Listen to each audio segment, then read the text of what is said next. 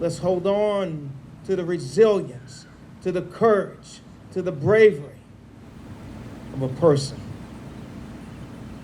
that inspires all of us. John Jasper White. Currituck County, you have so much to be proud of, so much that binds us in the story of history.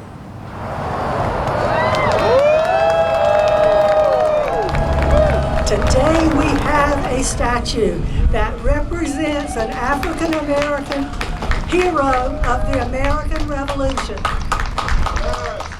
Just hearing the story of a man who was once a slave on a ship and fighting his way to freedom and then owning a fleet of ships was such amazing to me. It's important for me as an artist or a creator to create work that's going to continue telling our history, to allow people to go back and learn these things and search for these histories.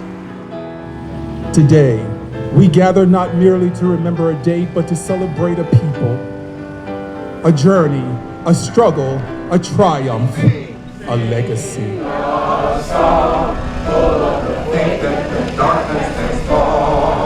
Well, today is the Juneteenth celebration, an annual celebration that the Historic Jarvisburg Colored School puts on every year, but it's also an opportunity to honor Miss Alice Hunt Lindsey, who was integral in helping get it restored and open as a museum.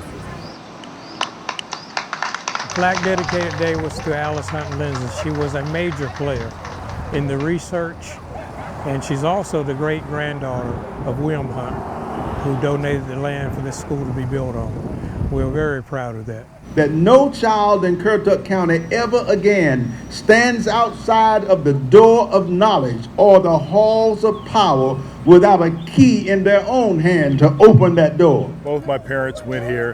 Matter of fact, that's how my mom and dad met.